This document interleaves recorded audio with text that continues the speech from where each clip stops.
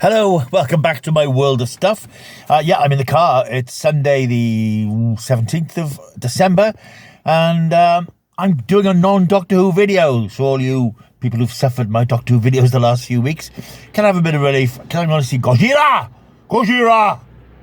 Godzilla -1, the new Godzilla film, which has opened in cinemas this week. Rave reviews. I do like a big monster movie. Never been the world's biggest Godzilla fan, or even particularly a Godzilla fan. I find him a little bit boring. More of a Kong man, like King Kong. But no, I quite fancy this. It's had very good reviews. Apparently, it's got a bit more human depth to it, with a lot of monster destruction. So what can go wrong? So I'm going to nip out on a very rainy, miserable December day. It's December. You've got to expect it. So, let's nip down, grab a coffee on the way. I shall return after this with my comments and thoughts on Godzilla! Godzilla!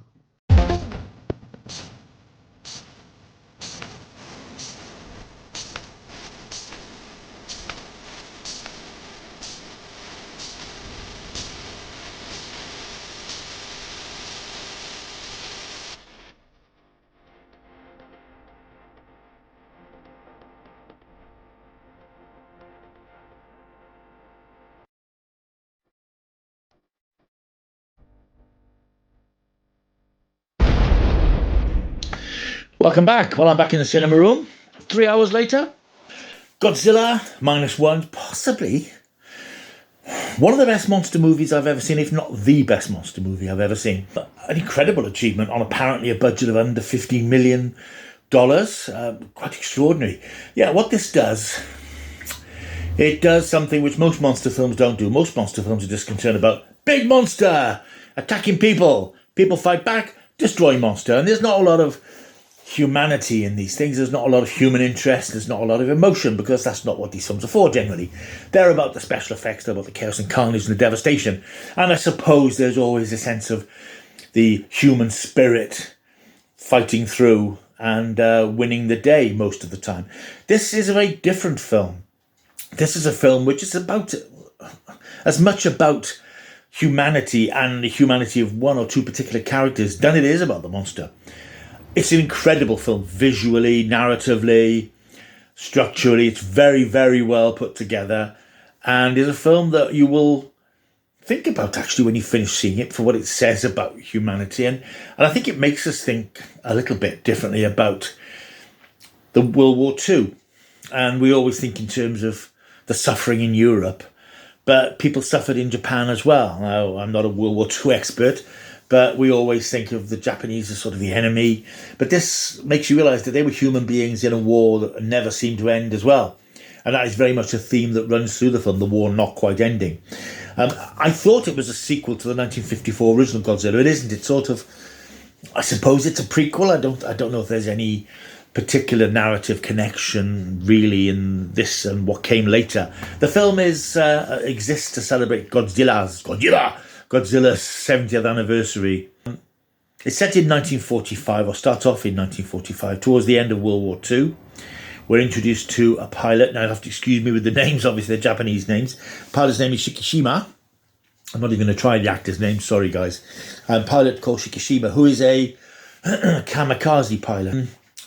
But he's sort of lost his bottle, and he's brought his plane down on Odo Island, which is a sort of Japanese military encampment. The technicians there, including one chap called Takibana, can't find anything wrong with the plane, but before they can question him further, this creature arrives from the sea. It's Godzilla making his first landfall, causing chaos on Odo Island, smashing everything and everyone to pieces. Shikishima gets back aboard his plane with the intention of machine gunning Godzilla. Sorry, I can't stop doing that. But he can't bring himself to do it. As a result, the plane is destroyed. He's knocked unconscious. And everybody on the island, apart from Takibana, is stomped to death and killed. Of course, he's racked with guilt about this. He's racked with survivor's guilt anyway, because he couldn't do the one thing a kamikaze pilot is supposed to do. When he gets back to Tokyo, the survivor's guilt gets worse, because during the bombings of Tokyo, his family have all been killed and he's got nothing left. He does meet up eventually with a young girl called Noriko. Her family have all been killed, and she in turn has looked after a very young girl called Akiko. And they form a sort of a uneasy family looking after one another. Shikishima tries to get back into the rhythm of things, but he's haunted by what he did and what he didn't do. And eventually, through circumstances, he becomes involved with Godzilla again, when the creature emerges from the sea. But this time, he's much bigger, because in the interim period, the Americans have conducted their nuclear tests on Bikini Atoll, which has had the effect of making Godzilla bigger and even more dangerous, to the extent that he now has his famous ability to become radioactive. The sort of spines on the back of his body raise up, and he shoots out this radioactive death ray. He then proceeds to cause chaos by destroying a number of Japanese warships.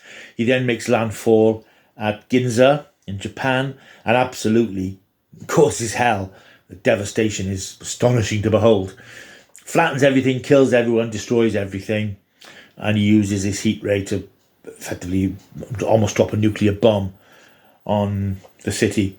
And this reflects, of course, the Japanese post-Hiroshima and post-Nagasaki sensibility, when World War II practically ground to a halt when the nuclear bombs were dropped. And I think that's been a thing which, obviously, that inspired the Godzilla films in the next decade. And it's something which has hung heavy, I'd imagine, over Japan ever since, this sort of the shadow of nuclear war and the nuclear bomb, which changed everything. And has changed everything for everybody, really, because nuclear bombs, nuclear weaponry is still out there. It is something which is in the back of our minds as a very, very real fear about the apocalypse. And I think that's something which has played very heavily into Japanese culture, particularly Japanese kaiju culture and Japanese monster culture.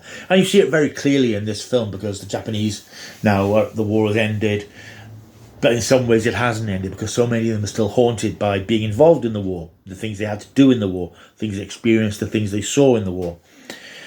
Godzilla, meanwhile, is back on the rampage. He's heading towards Tokyo, and it's quite clear that nobody has a way to stop him except one man, and he is Kenji Noda. He's a scientist who is a former military scientist. He's sort of as closest the film gets, I think, to a sort of comic character, because he's a sort of a slightly dotty, eccentric professor type. But it's not really played for laughs. You just see him as that sort of stereotype. He has a plan to capture and hopefully destroy Godzilla, but to do so he'll need to recruit a lot of men to pilot 4 military warships. To do that, he recruits lots of ex-military and ex-naval officers, and he gives them he tells them that you don't have to do this. I'm just looking for crews for these ships. You don't have to do it, and there's no guarantee this will work. I can't guarantee anybody won't be killed, but it's the best way of stopping Godzilla. His plan is to surround Godzilla in canisters of freon gas, which will then plunge Godzilla down to the deepest part of the ocean near Japan, this huge trench. And then it sounds almost cartoon-like, but when you see it happen, it actually seems to work. That a huge inflatable, which will then shoot Godzilla back up to the surface. Now, the plan is either he'll be crushed at the huge depths of this trench he goes down to, or he'll be destroyed when he shoots back up via decompression.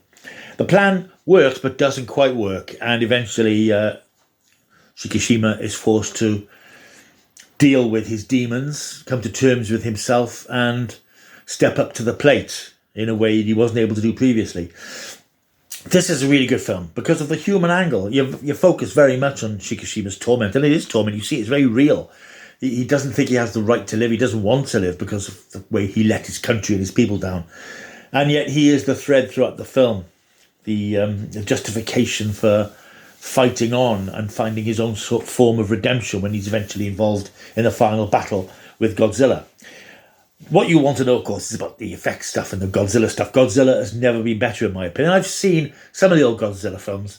The 1954 one is a classic, but we had all these rather silly ones in the 60s, Destroy All Monsters and Mecha Godzilla with men in costumes jumping about, throwing each other around. And we've had the more recent version from Legendary Pictures, who have done a couple of Godzilla films, which frankly have underwhelmed. I did enjoy Kong vs. Godzilla a couple of years ago, and of course the sequel to that is coming out next year. And in fact, they had a trailer for it just before Godzilla -1. But Godzilla is, in this, he's a monster. He's just this unstoppable force that just wants to destroy for whatever reason. And it's very well done because it's very much, the camera prowls around him in a way that really, really makes you realise what a creature, what a giant, towering figure of death and destruction this is. The camera's often looking up at him, which gives you a real sense of the scale. And there's shots of him stomping, throwing trains around, biting into trains, demolishing buildings with his tail, flattening people. We don't see the strawberry jam of them being flattened, but just wiping out people, wiping out buildings.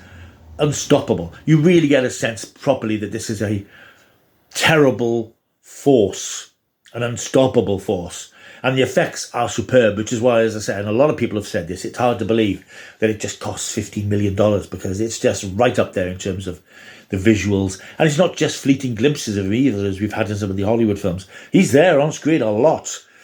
And there's lots of downtime. I think the first half an hour is a bit slow, perhaps, because it's establishing Shikishima and his position, his mental sort of state of mind. But when it really picks up, then it picks up. And there are long scenes with Godzilla there, and they don't stint on showing you him. There's none of this, darkness and fog and rain and stuff. He's there, front and centre, doing his thing. And he's bloody terrifying. He really is an awesome creature. I didn't see this at a big IMAX screen or a big, I just saw it in a regular bog standard cinema, which was fairly full on a Sunday afternoon, which was nice to see. But I really got the sense of the power, the raging torment and anger of this thing. Absolutely superb. It's just a really well done monster story, but it benefits from having that human interest, which you just don't really have in these films. I think of things like Godzilla, King of the Monsters a couple of years ago, which was awful. That was the Hollywood film, which was just a terrible film. You didn't care about the people. They didn't give you enough to care about the people. But in this, you do get enough. But it is just enough. They don't over-egg it. You get enough to know about these characters and what they've gone through. And it is very much predicated on this idea of a battered Japan. And the title itself, -1, is predicated upon the idea that 1 is a low point for any society or any civilization. You're really flattening out there. But because of Godzilla, it's -1. It's gone even below 0. It's a very subtle and a quite telling way of describing things. And it's obviously something that strikes at the heart of Japanese culture post-war. Japanese culture, the Japanese society felt demolished. And Godzilla makes things just that little bit worse.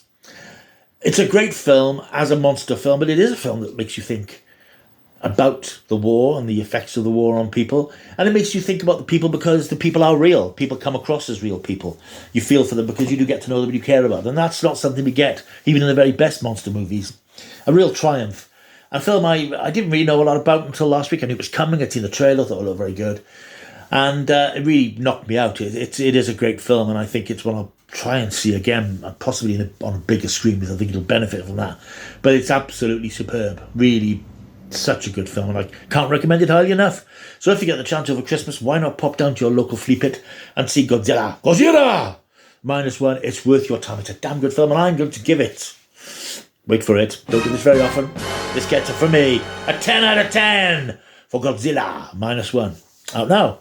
Right, thank you for watching. I hope you've enjoyed this non-Doctor Who video. There will be more to come. Aquaman, the new Aquaman film is out later this week. I'm planning to see it on Thursday. Plus, there'll be other odds and sods in the meantime, hopefully. Hope you've enjoyed this video. If you've just stumbled across this video now, why not do the like and subscribe thing? And leave a comment, which is always nice. My dream was to get to 500 subscribers by Christmas. I didn't think I'd do it. Very close now. Only a handful more subscribers needed. So if you are new and you haven't subscribed, then just press the button. You don't have to watch the videos. Just help me get the subscriber numbers to 500. It's all I want out of life. I'm a simple soul. Right. Thank you for watching. I'll see you soon until I do. Keep taking the stuff.